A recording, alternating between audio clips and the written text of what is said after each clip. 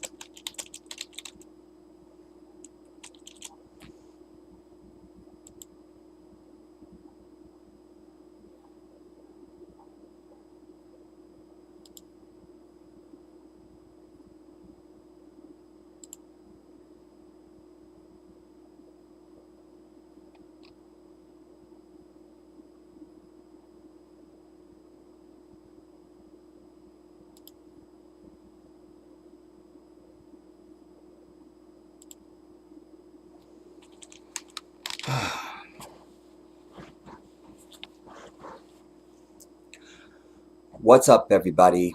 This is the Jedi. It's the last time I'm gonna say that this year. um, I tried to be here earlier, and I'm over trying to use StreamYard because everything went fine. I thought we're gonna get it this time. I turned the camera on after I released it for live. Said you're live. My camera went in for me backstage. I'm on. I look on my device. It's not on. I'm over it. StreamYard's a piece of crap. So don't use them. Um, I also warred with myself of what direction I wanted to go in with this stream because um, there was a lot of different directions I could have gone in, but I thought I would just try to uh, keep it a little light. I can't make any promises to that. um, but I also thought it would be a good opportunity to reflect and to inspire and to inform. I was on the phone yesterday. I'm on the phone quite a bit actually, but I was on the phone yesterday with someone, and I was saying, when I came back from Gambia, I thought I was going to have a very quick turnaround. That was my intention because we were right at it was like a week and a half or something like that before Ramadan. And I thought I wanted to be back before Ramadan. And everything that happened let me know I wasn't going to be able to turn it around in a week.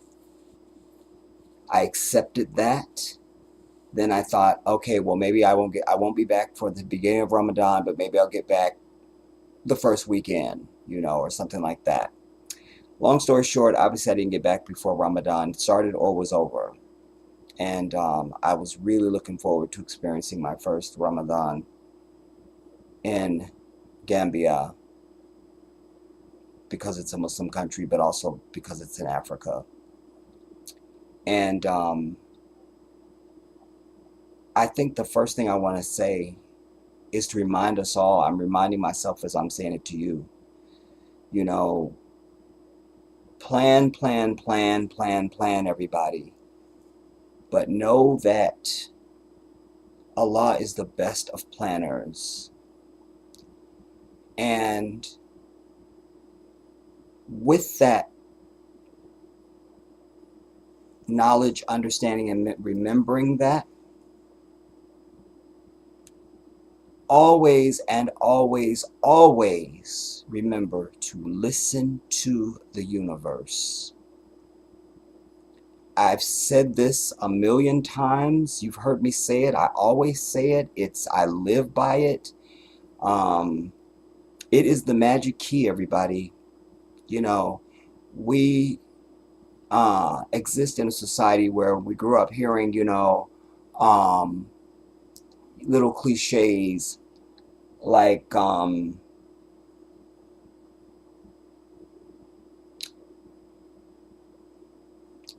that discourage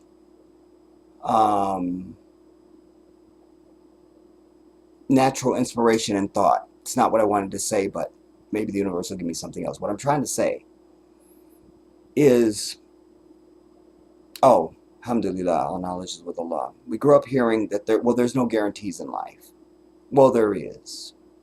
There is. Damn it, there is. And among the guarantees is this whisper that I've spoken about so much, because it is the answer to everything you're ever going to face in life. One of my key areas of stress before I left to go to Africa this year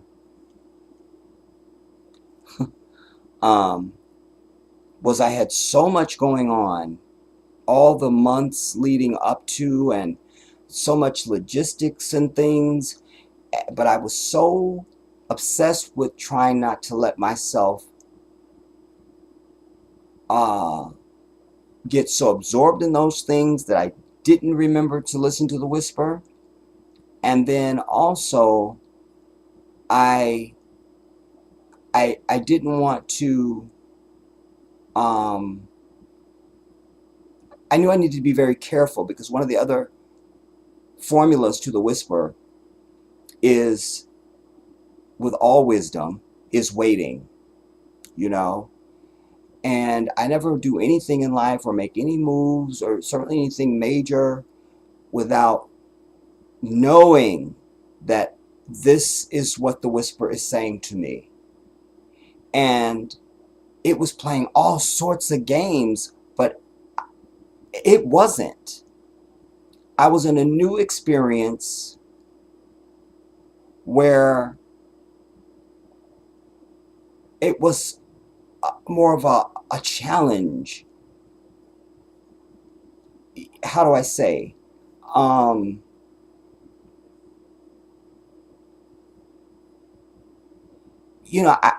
it's been so good to me my whole life. I know what I'm doing. I'm sure of this. I'm sure of this. I'm sure of this. Here I was suddenly wondering, am I sure? Am I sure? I'm sure.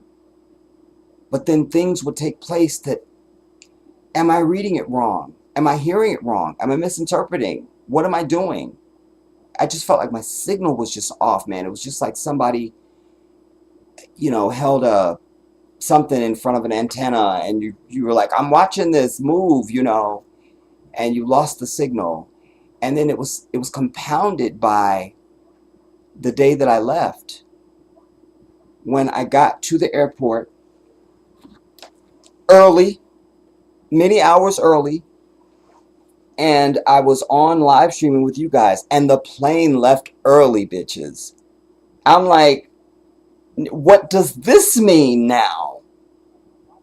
What does this mean? Because in order to be certain, you have to listen. And I'm listening. I've I've moved as purposefully as I could and as I knew I needed to. What does this mean? Is this not the time? Should I not go now? Is it even and before we get to this, strike that for a minute. Hold that. Go back to, remember, I was going to Ghana first. It was all about Ghana. The whole world centered around Ghana. That it's Ghana. That's it. It's tattooed on my heart. Ghana, done. But it wasn't until after, well, shortly before I left, and then certainly after more so after I got back, that more and more things. There was a few things before I left, but there was more and more things that were just like, thank God you didn't go to Ghana. Ghana was absolutely not it. But then that threw me into a pitch like, well, why was I so sure about it? All the signs were right. Everything was there. This is it. What did I experience? Did I experience? What did I experience? Did I misread? Or did the universe change its mind? That I couldn't accept. But that's what it felt like. I'm like, well, you must have changed your mind because I didn't. And you're the one that told me this is it. I never picked a country. I just looked at all countries. The only thing I was certain about is no Francophone countries. That's it. Outside of that, wherever the universe led me, that was going to be my country. That's it. That's it. And maybe, just maybe, the universe is perfect. So it has to be me, Um, the only comfort that I found was, well, Gambia really was the first country looked at Jedi. going way back, like 2015. Gambia was the every time I tell this story, I want to say it was the first, but I always just leave room and I would say it was one of the first, if not the first. But it was the first. And I was really impressed by it, but that was fine. But I was impressed with other countries, you know? So it wasn't like, oh, I was only impressed by Gambia and then I went and saw other stuff and I didn't really like it or whatever. And then it was all, it was like I was impressed by it, but I was equally impressed by other countries. And so it wasn't a major, it didn't have anything that made me think, oh my God, that's totally it, you know? I'm coming to a point on all this, you guys. Just stay with me. And then with COVID and because I had already uh, bought my ticket with Delta, now I can't switch to another airline. That's too much money. So I can't just switch to another airline. That's not an option. So I have to stay with Delta. So even once I decided it was, because at one point it was going to be Nigeria for my tired ass sister, and then to give her away in marriage, and then go to Ghana, um, and and then it was Ghana still. But anyways, once it was like, okay, this can't be Ghana, because the final thing for Ghana was mandatory vaccine. But then that's when it seemed like more and more of the universe was saying, no, no, no. I started seeing things with the president, Nana Addo Akufo-Addo. I learned that the region that I was going to, in the northern region where the Muslims are most populated, had a population of white devils. That's not attractive to me. I began to hear from Ghanaians and African American people that Ghana's getting so expensive. Ghana's getting expensive.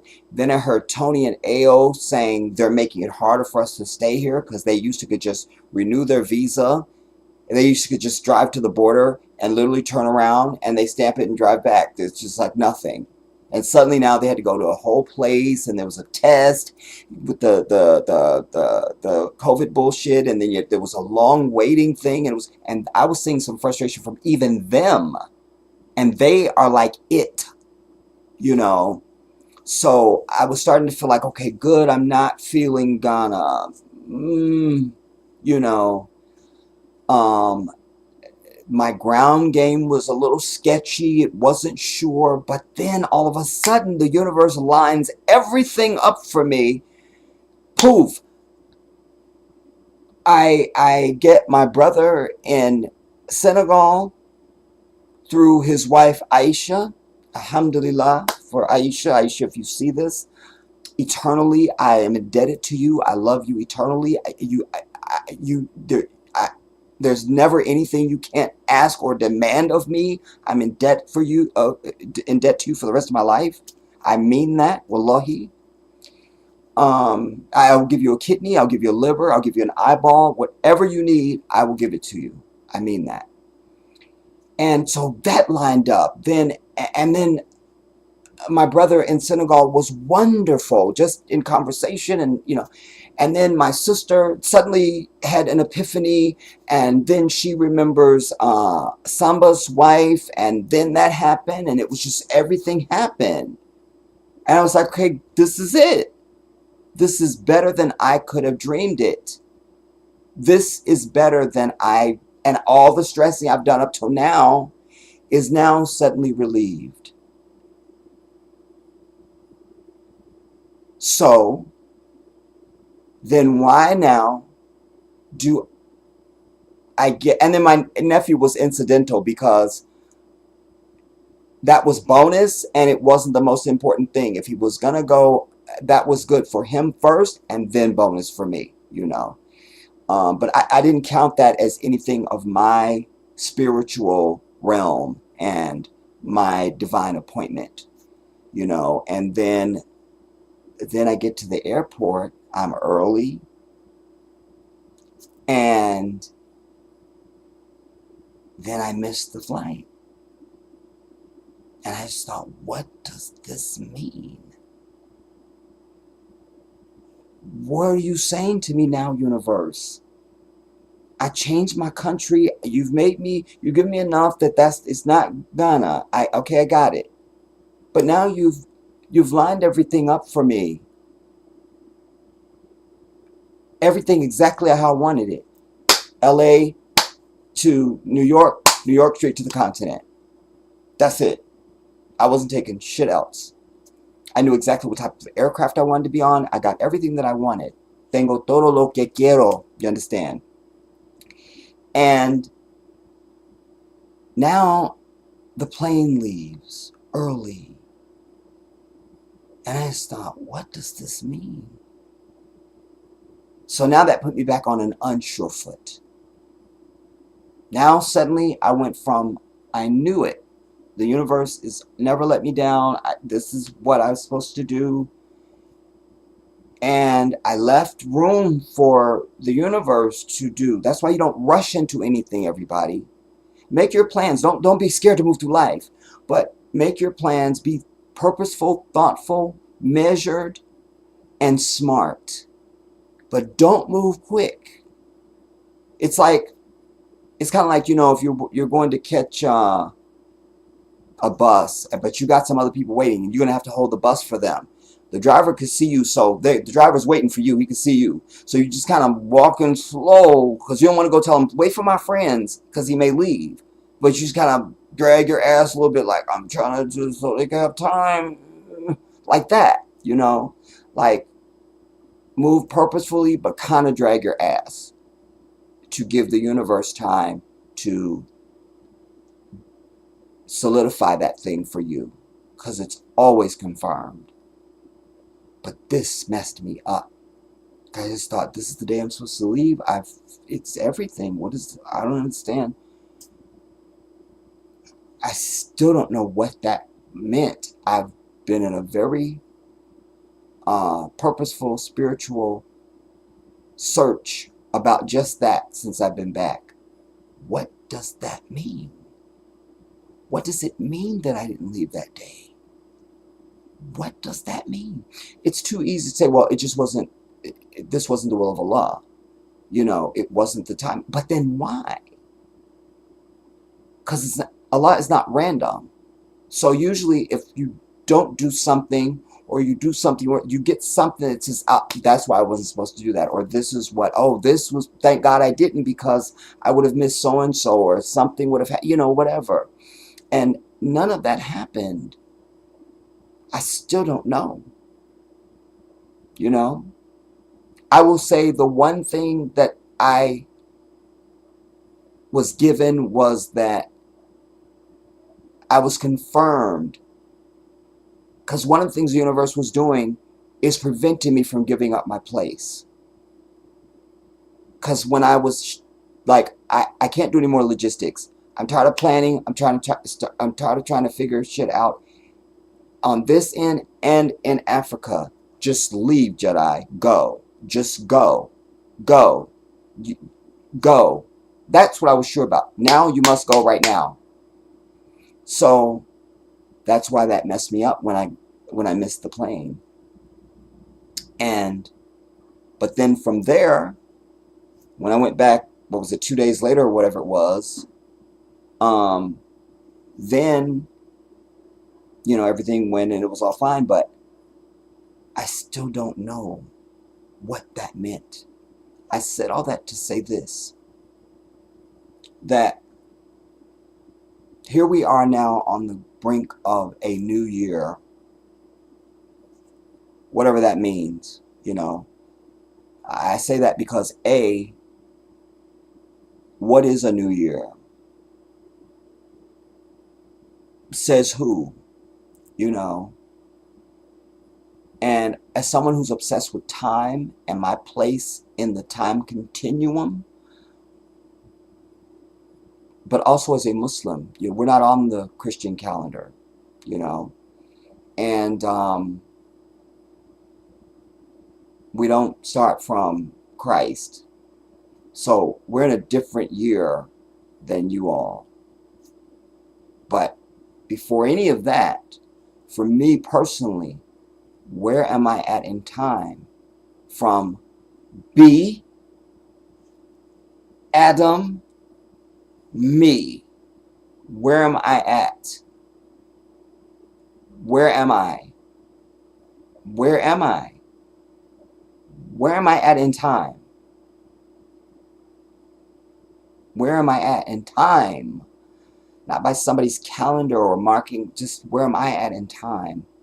When did I come to be in existence of it all? Do you understand? I'm obsessed with that. And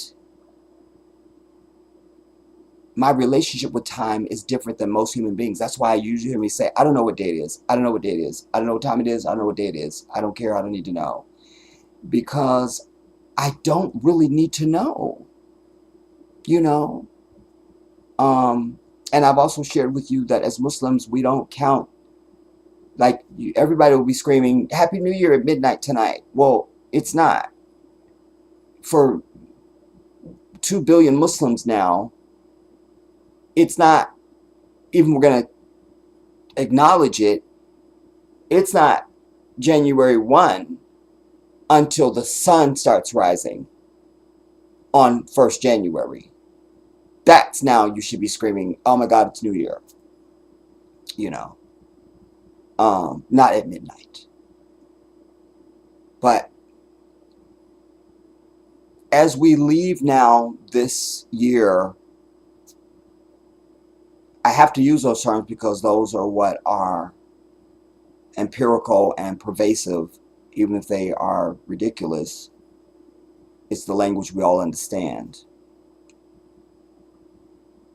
I want to say to my people,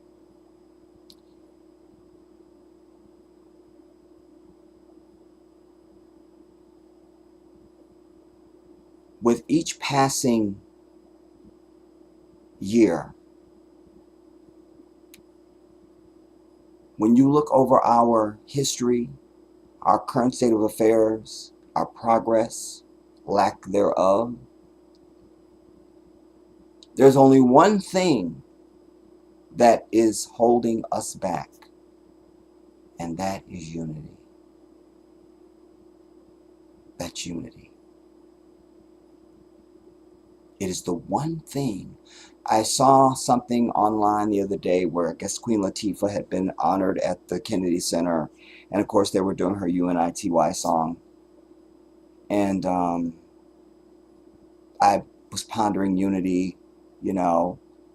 But then I saw this lady who I'm going to make you aware of. She's some very wealthy black woman. The whole piece was about elite black people in America, like people with major net worth and shit. And one of the things that she is obsessed with and makes it her business, no matter what she's doing, is she only does business with black-owned businesses. That's it. And she's so anal about it and so particular and thorough that even she was looking at hair care products. And I'm going to kill some dogs in 2024. It's just going down. I'm going south side of Chicago with some rat poison. It's just going to happen. You feel me? But you know, she was all these black hair care products, but she was showing on her laptop that when you go to the About Us or Contact Us page that nobody goes to on any website except for me, so I could relate to that. When you go in there, it says, thank you for doing business with and it's L'Oreal. But they have all these brands out there that you think, they got black people on the bottle and the jar and the whatever and all the shit. And it's just like, oh, it's black people. But it's absolutely not. It's all fucking L'Oreal. Do you understand? And that just infuriated me, you know.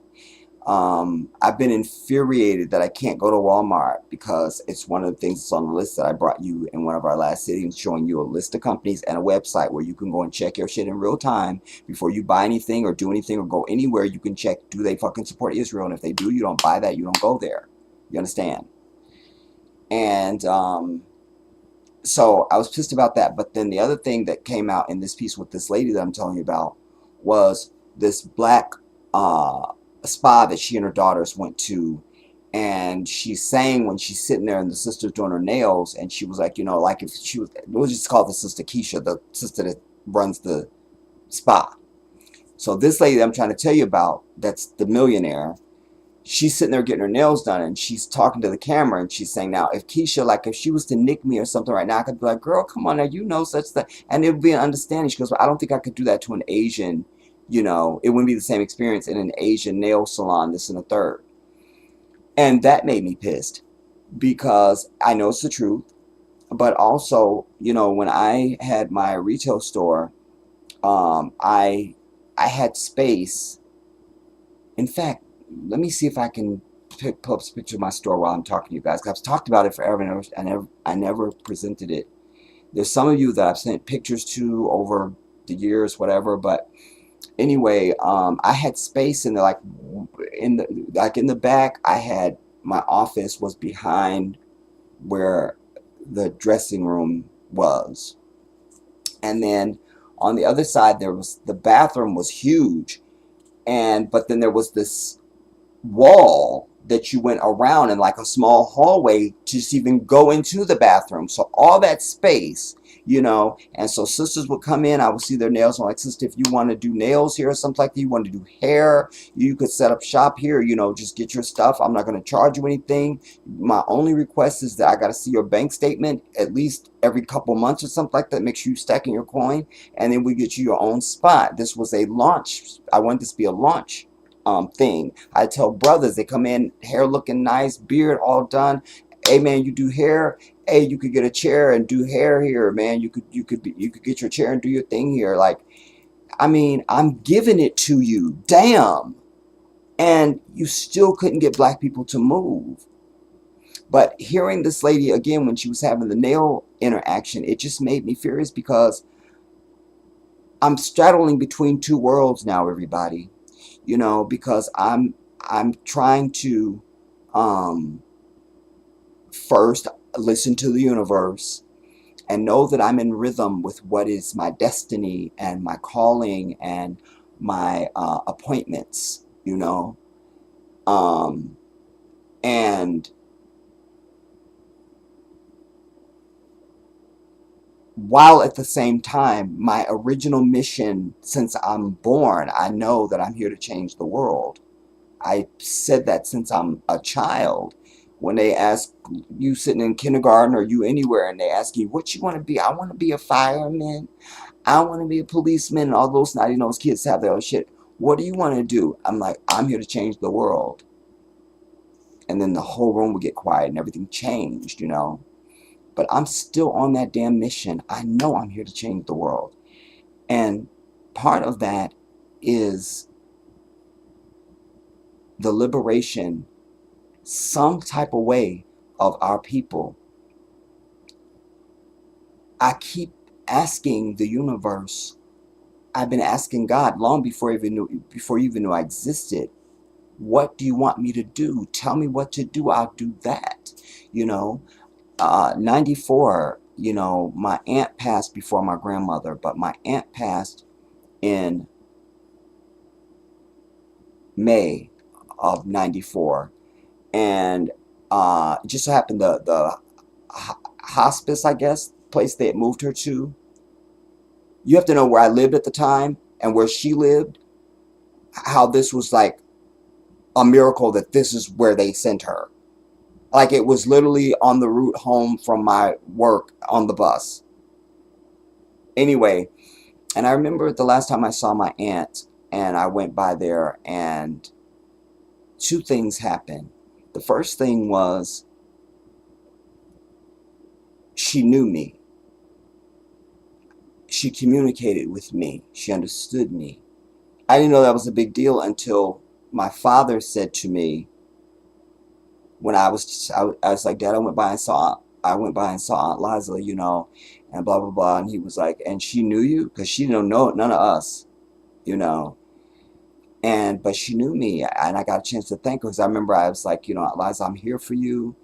And I said, I don't know what to even say to you right now. I said, but I just want to say thank you, because that's my grandmother's sister. And I want to thank you, for everything that you did for me, and to raise me into a man and all these things. And then she said, I guess she was in pain. She must have been. And I just remember she was laying back. She was like, "Oh, you thanking me?" I said, "Yeah, Aunt Liza, I'm thanking." She said, "In the Lord." And I said, "Yes, Aunt Liza, I'm thanking you in the Lord." And then the people came in, and they had these little popsicle stick things with a sponge on it. I later learned that there's some kind of citrus or something on it because they put it in her mouth. I guess that helps something. And she was telling them, if you tell me, she goes, if y'all move me, I'll tell you what's wrong with me. I'll tell you what's wrong with me. They weren't hearing that. They were just, you know, I don't know. But I remember going out into the hallway, and it was like out of a movie. Literally, I just slid down the wall, and I just was asking Allah, tell me what to do. I'll do that. Whatever you want me to do, I'll do that. Just tell me what to do. Just tell me what to do. Just tell me what to do. And constantly my prayer is always, I don't want to be anywhere in this.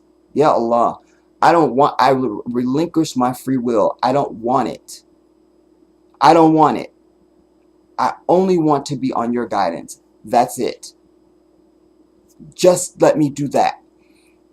A few days ago, I was driving, and the cars had stopped because some lady's car, I don't know, maybe one car in front of me, maybe one of her little dogs got out, and all traffic was stopped. He was the cutest thing, and it was just so beautiful for me because I just was like, I'm literally sitting there, because at one point he came around, I was opening the door, I was like, puppy, puppy, like just gonna maybe help her get him or something. And then and then I literally was just saying, which I've said this before, when I'm experiencing something like that, or I see animals, something like that. It could just be birds, it could be anything. And I said, I will trade places with you, because animals and babies, but certainly all of creation, they don't have to work for paradise. They can only do what is ordained by Allah. That's it. There's no straying. There's no disobedience. That's not their burden. They only do what Allah has ordained. And that's where I want to be. I want to be able to do anything else. Like, I can't even, you know what I mean? Like, I can't bolt from the earth and fly. So I would like for this to be like that. Like, I can't do anything. Well, I can't, every single thing that I do, I know for sure 100% that this is what Allah is, I'm only doing it because Allah is making me do it. That's it. I can't do anything of my own. I can't, And so the thought came across my mind, wow, if I had more time here, I would love to use my time. I would literally go out. I would spend weeks if I needed to, just stalking sisters. Look at their nails. Look at their hair. Do you do hair, sister? You do nails? You do nails? Are you serious about it? Can I get your number? And really just indict and grill and stress the sister out. Just get a bunch of sisters, stress them the fuck out. They get sick of hearing from me. I told you I'm serious. I told you I'm serious. Yes, I would do it, blah, blah, blah. And then say, okay, then let's do it then.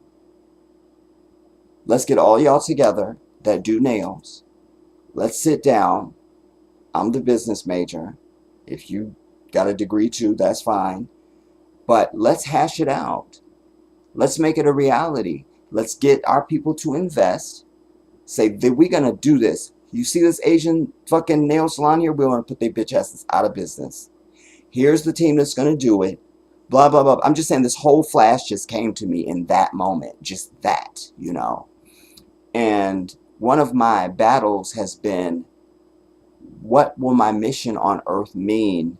And I was thinking, I was saying this to myself even before I left for Africa. Do I just give up my life mission now? Like, how am I going to change the world if in Africa?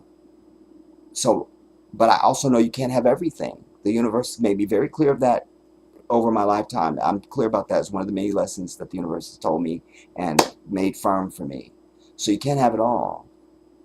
So you will go to Africa, you will live a very peaceful and very fulfilling life, but you will not be able to save the world. That's the trade-off, you know. Because there's nothing, you know, unless you're going to, it's a bigger lift if you're going to try and affect Africa. Affect Africa. Like, not just, like, the whole thing. It's one of me, you know. It's a few things, man. It's very defeating. But this is not a sad story. This is to say that what I would like for you in this new year, and we just use it because, you know, it's a good, it is a useful tool. I'll allow that, you know. Just the feeling of it's a new year, so I can start over again, you know.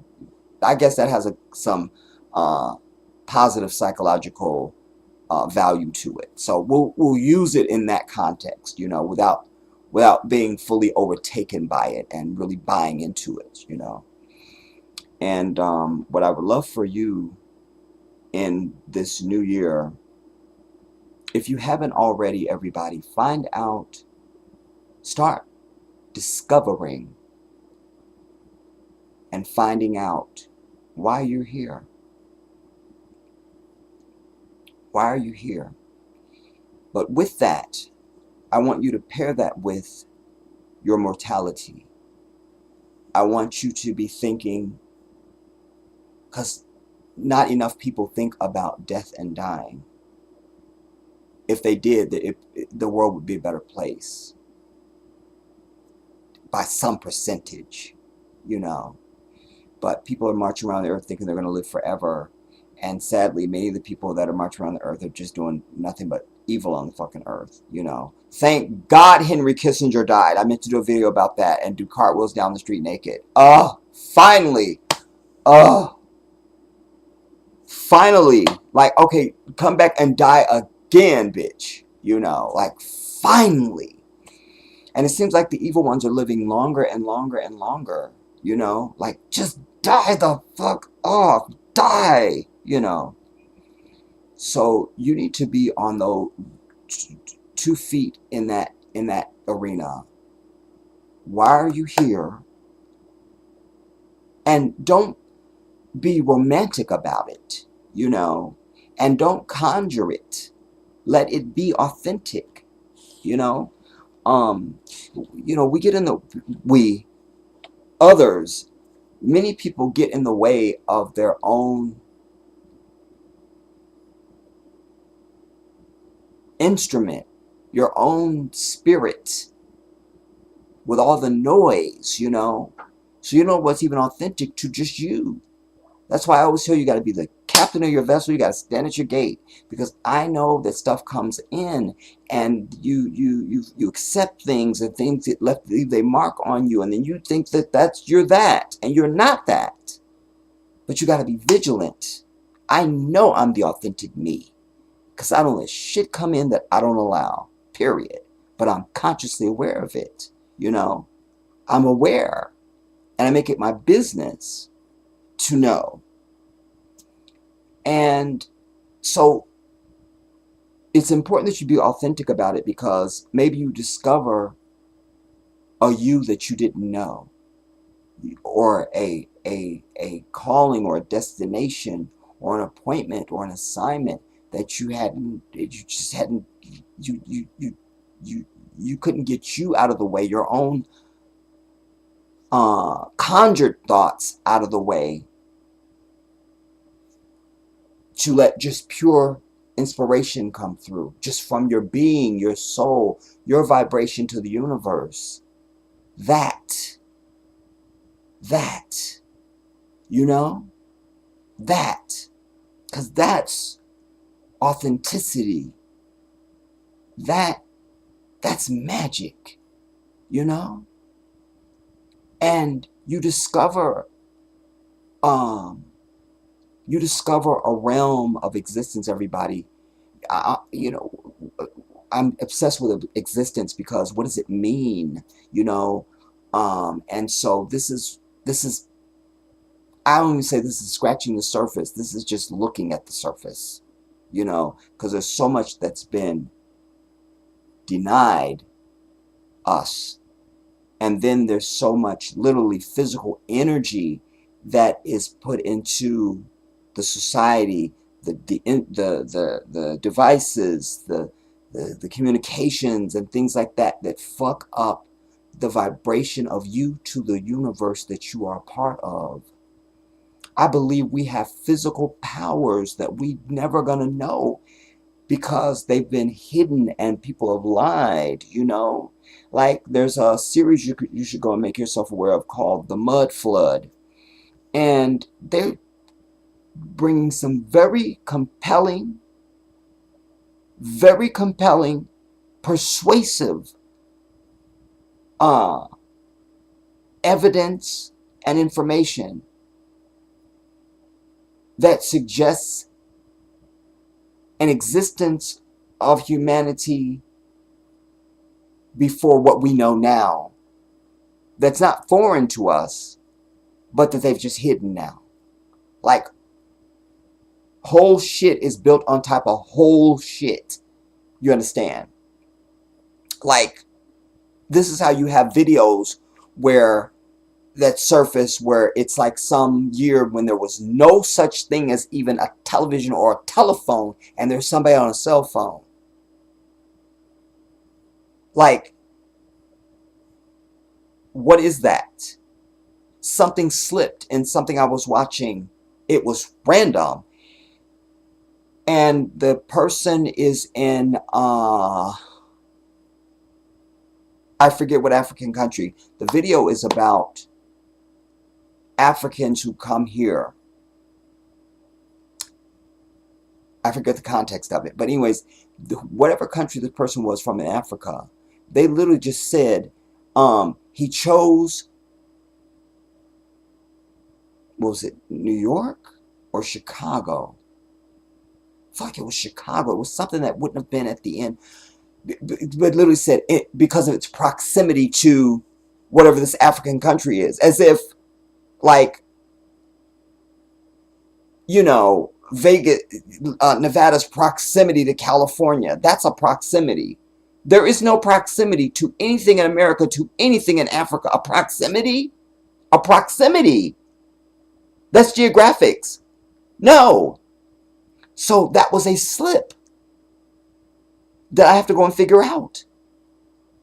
Because I don't know the answer to that. I know that's something, though. And it's just very casual. I'm like, wait, you just said a whole African country is in proximity to an American state. That's not possible. Unless the continents are not where they've said they are, which we know that.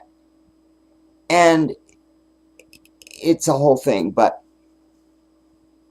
I'm trying to stay centered to say this, to say, you got to know, first of all, what your appointment is. And you got to get about the business of doing that. And I challenge you to begin to divorce yourself of material things, everybody. This has never been a burden for me, alhamdulillah. I've never been a burden for me. I'm not into material shit. I don't give a fuck. I don't give a damn. Literally, almost every pair of shoes that I own now, the sole is starting to come off suddenly, you know, literally. Even my Timbs, you know. I don't have a pair of shoes that is in my possession that's younger than probably 35 years. Like, I just don't buy shit. For what? You know. And, but divorce yourself of that. But begin to understand your mortality, everybody. You know, as Muslims, the Prophet Muhammad sallallahu alaihi wasallam said that we should visit the grave as often as possible to remind ourselves that we will one day be there, you know. So you're not really going to have a whole lot of Muslims saying, I don't go to funerals. I don't really go to funerals. You're going to be a funeral. So take your shit. Get to stepping. K-ass. You see? But in all of this, there still is a frustration because I just thought, well, you always got to fight to the end. And I'm one of these people that everything's a yes until there absolutely cannot be a yes. I never take no for an answer. And I've said this to you over the years. I've encouraged you to do this same thing. Never take no for an answer, especially when you know there can be a yes. Excuse me. Especially when you know there can be a yes. Don't take no for an answer. Don't. Don't do it. Don't take no for an answer. So I always wonder to myself, you know, well, is it too late? You know? Is it too late?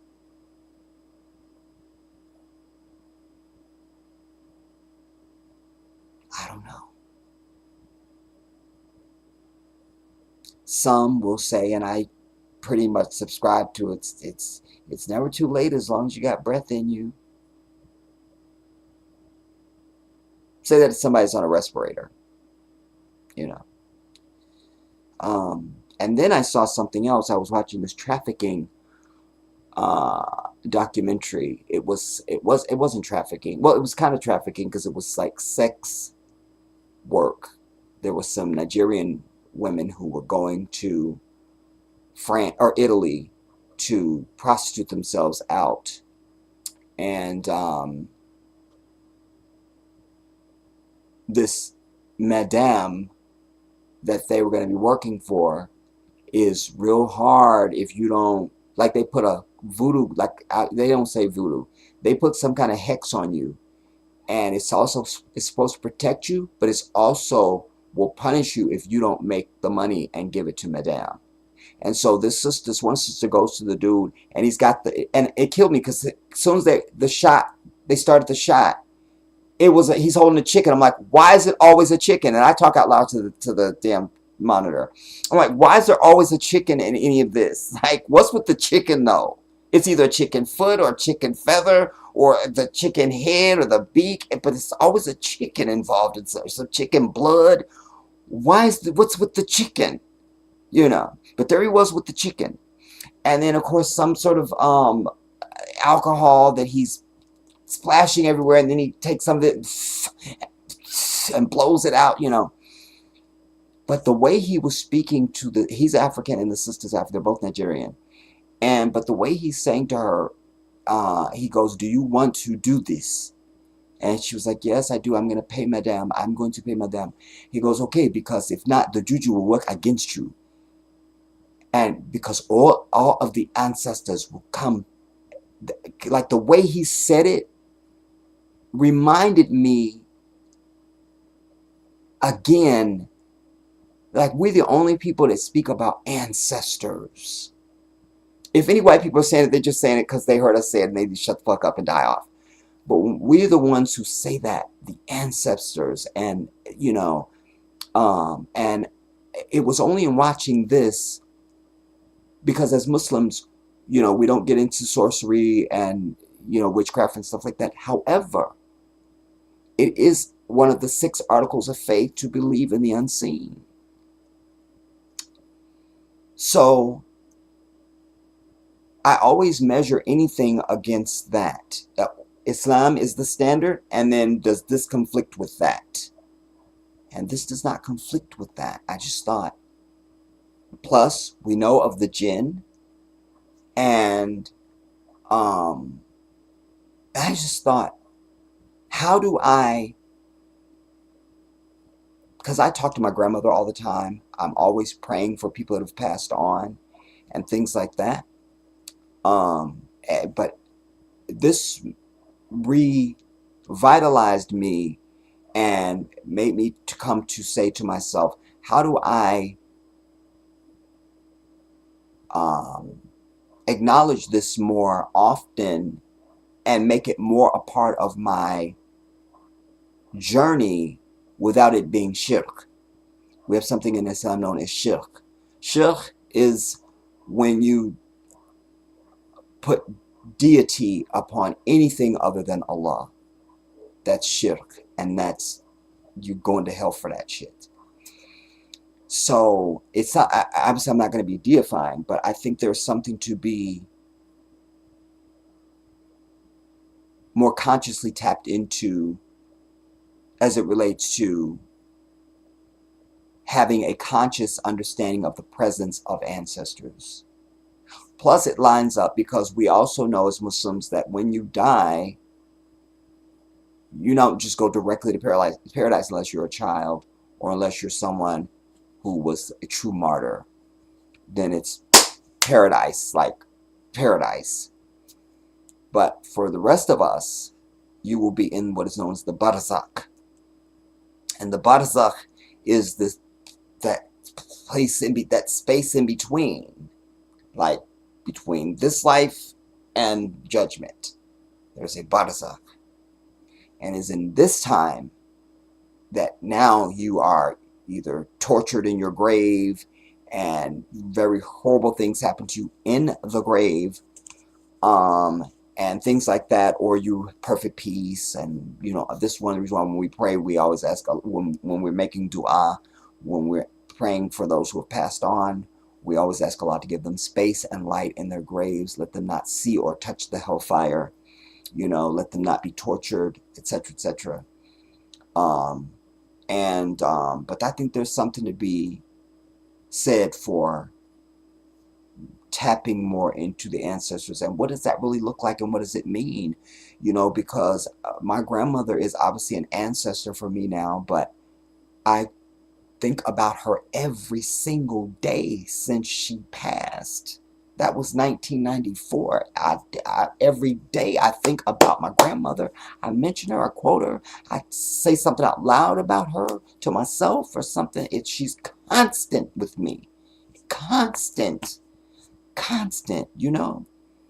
Constant. Like, she's constant with me. Constant, you know? And so I think this is the same context, really, you know? But I just believe we have a power both physically, like we probably can fly or some shit.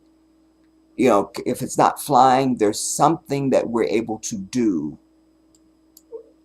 Many things, quite frankly, you know, that we're able to do with this human body that we don't know about, you know? Maybe there is a whole thing, you know, like it gets vast, and I spend lots of time allowing myself to go into those vast places of thought where you just go, that's just too much, I don't even think about that. I go there because what will it yield? What is the end of that? You know, where will that lead me to? And so when you think about the vastness of something like just that thought, then it's one of the reasons why it's kind of what I'm It's what I have in my conscious mind when I've said to you a billion times over the years, we are not the same as fucking white people. We are not the same. We are not the same. We are not the same. Allah was not being decorative when he gave you this melanin. You are not the same. You're not. And I'm even more convicted with that, you know, over just as time marches on. I'm so certain that our melanin is so much more. It's so much more. I believe it is a whole energy system. And just so you don't think that's so far-fetched, if I pick up my phone right now and go, oh, you know what, I think I need to send this picture to my tablet because I need it on my tablet, and then Bluetooth. How does that go to my tablet? Unless there's magic, how does an image go from here to here without a wire? And it's a picture. It's one thing to send a sound. I'll even allow light, you know, but a picture or a video, even a video. I send a video from here to here. No wires. Where does it go? How does it repurpose in the tablet, in a file? How? Wi-Fi. What is that? We're using these things every day and we don't really understand. What is that? And it's right in our face. And as I've always told you, if you want to hide something, put it right out in the public. No one will ever see it. I've always preached that. You know this. No need for safes and security guards, and we don't need it. You want to hide something, put it right out in the public, and no one will ever see it. Won't see it. Won't see it. It's when you hide it that it will be seen. Put it right out in the open, nobody will see it. And this is that. How is it? What is it about energy and waves and electrons and shit that allows a whole video to go from here to here? Oh, it's finished now. And then, oh, here it is. I put it on your tablet for you. There's my video. How did you do that? Because in any other time, it doesn't have to be some antiquitous time. It's just in 1975. Somebody did that. You go, you're a fucking sorcerer. You know, like you'd be throwing holy water and, you know, like, how did you do that? That would be sorcery in 1975 even. Maybe 1980. 1990. Now, it's 2023 and it's nothing. How? How? How? I brought you this year a brother in either Ghana or Nigeria that's got a TV that works on just radio waves. You don't plug it in or do nothing. Just, it works. How? How? How? Then I brought you the brother that's making fresh water out of thin air. The machine that just, he sets up this machine and the people are getting water in Flint. Of course, the White Devils vandalized it. He had to read.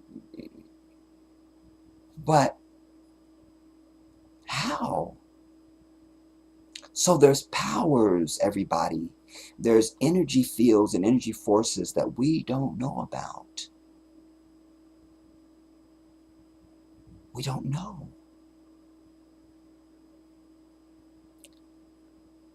We don't know. And if this is indeed the case now with this, why is there still telephone lines anywhere on the earth? You know. Why? Why do we need that? And electric wires even. Why do we need that? You know, where I live, like suddenly now, when I fly my drone, um, it'll give me like there's a no-fly area or a restricted airspace area or some bullshit. It'll show me on my screen like you can't. But then it'll also tell me you need to reduce your altitude to like 196 feet, something like that. And but like once you're at that altitude, then you like 1 minute you're pushing the stick forward and you can't go no more. You can't. And you're like, why isn't it going? Why isn't it going? And then you descend to that altitude and suddenly you could go. How? And why it comes up and why it's concerning, because when I talked about the electrical wires, because there's these one electric towers that I don't know how tall they are. I don't know. And I don't want to fly into one, you know. But why do they even still exist? Why? You know, my nephew said something to me many years ago when he was just a stinker. We were on the phone one night, and they had moved yet again. And I said, Prince, tell me what your address is so that I can pull it up on Google Earth and I can see you guys' building. So he told me the address, and I pulled it up on Google Earth. I was like, oh yeah, and I was like, and it's a blue car parked up front of me, and Google. And then he said something so precious. He goes, Uncle, if I go outside right now, you could see me. I loved that so much, man. I go, nah, man, you can't. I said, but nephew, I said, know this. If they can have it, uh-oh.